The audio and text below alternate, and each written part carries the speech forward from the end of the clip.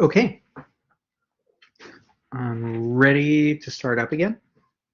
This part, we're going to be talking about um, when is cultural evolution favored, right? Because what is the alternative to cultural um, evolution? First, well, there's two alternatives, right?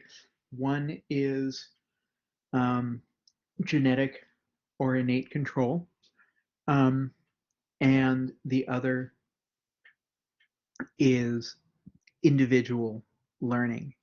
Um, and so the range of traits that can be under genetic control are um, quite a bit more limited. Humans have to be able to deal with an incredibly wide range of habitats, environments, and um, we also um, that's basically it. Different kinds of food.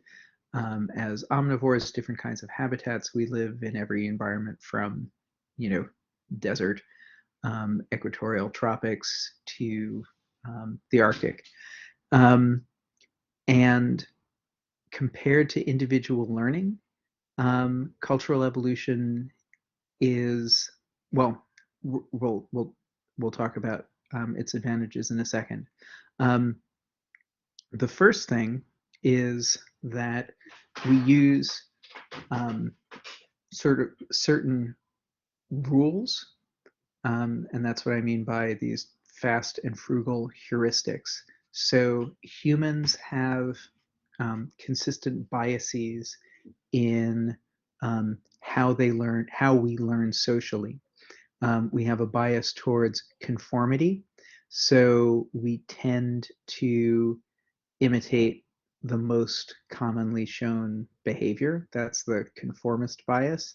And there are certain contexts, and we can train ourselves or decide to be nonconformist in some ways, and then we conform in other ways, which leads to things like, you know, nonconformist youth fashion that looks completely identical to members of the outgroup. Um, we also have what's called a prestige bias, which is a bias towards imitating the most successful individuals within a community, right? And we don't do this all the time, and in so many ways, it's a terrible bias in our society, right? Like you shouldn't get medical advice from athletes or singers, right? Because prestige and, in fact, brilliant achievement in one sphere is not actually a great predictor of, expertise in another. And that actually um, is true for academic disciplines as well, right? Um, your expertise in modern society is incredibly narrow and focused, and brilliance in one sphere where you have put in the years and developed sort of deep learning doesn't actually mean that you are or should be considered an expert on even other branches of science, right? If you're a brilliant geneticist, that doesn't mean you know particularly more about climate change necessarily than someone else who can read the same materials, right? Um, so prestige bias leads us in you know wrong directions in many many contexts. But um, that's not the point here. The point here is just that conformist bias and prestige bias makes it really easy for traits to be transmitted, to be spread widely and very rapidly through groups. So when is it beneficial to use social learning as opposed to working it out for yourself, individual learning? And that working it out for yourself doesn't necessarily have to be smarter or less smart than social learning. In other words, working it out for yourself might take greater intelligence, or it might be like trial and error. Um, and social learning is something that humans do, but that actually means that we copy behaviors even when we don't know why, in a way that other primates don't, right? Other primates actually need to understand the function of a behavior usually before they will imitate it. Um, so there are a lot of traits where individual learning is difficult or impossible, right? So what's the optimal group size for hunting? That's a um, that's a kind of knowledge that takes years to develop through individual learning, right?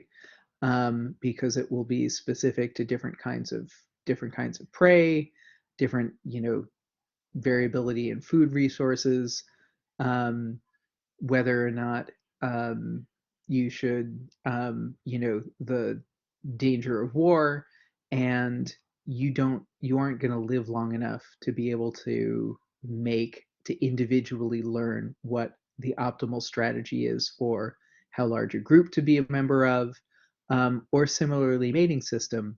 Um, your mating system is not something, I mean, actually, we live pretty long. You have time to experiment some, um, but you only have one life, and so you only have one chance at, sort of determining whether you're monogamous or polygamous, um, at least, um, and so you're not going to be able to measure the cost and benefits of a mating system.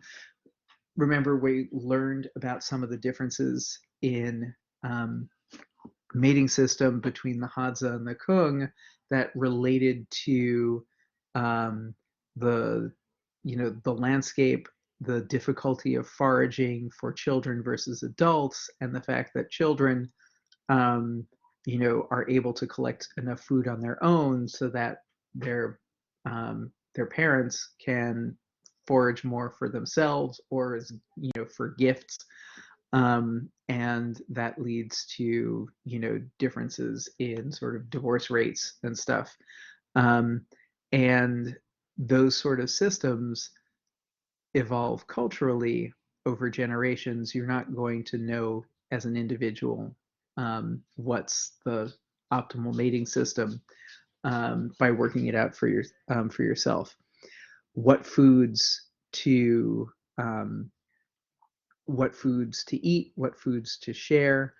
Um, these are, I mean, actually, you know, it's good to do some experimentation, but especially when some foods can be highly toxic, it is incredibly beneficial to be able to take advantage of cultural knowledge because, you know, the sampling, 5,000 plants, um, 500 of which are highly toxic, you would spend your life doing that, and most of the time you'd be very sick. But there are decisions that are not life and death decisions that we also are not really alive long enough to do good science because we only have a couple children. And how are you going to know like how much television they should watch? Truth is, we don't know the answer to that. But the other truth is that we base our decisions on what do we think other parents are doing, what seems normal, um, and we don't actually know what the right answer is. Um, Questions like how much should we protect our children versus let them experience the consequences of their actions.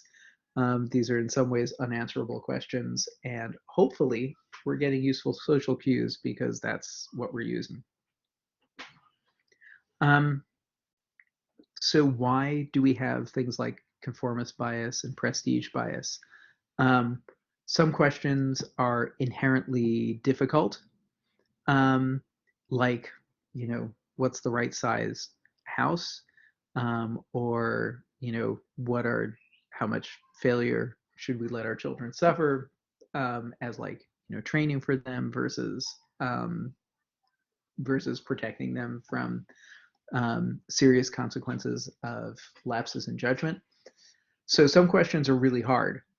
And it's not that cultures necessarily know the answers to all those questions, but it's definitely they're inherently challenging questions. The other reason why we have these biases and shortcuts, and I don't know if it's related to it, is that we are not rational or good at calculation. And so I kind of what I wanted to do was um, do a I have a couple questions, but I thought it might be um, fun to do a Kahoot. So I'm going to stop sharing this slide. Um, I'm going to, I'm going to, I think I'm going to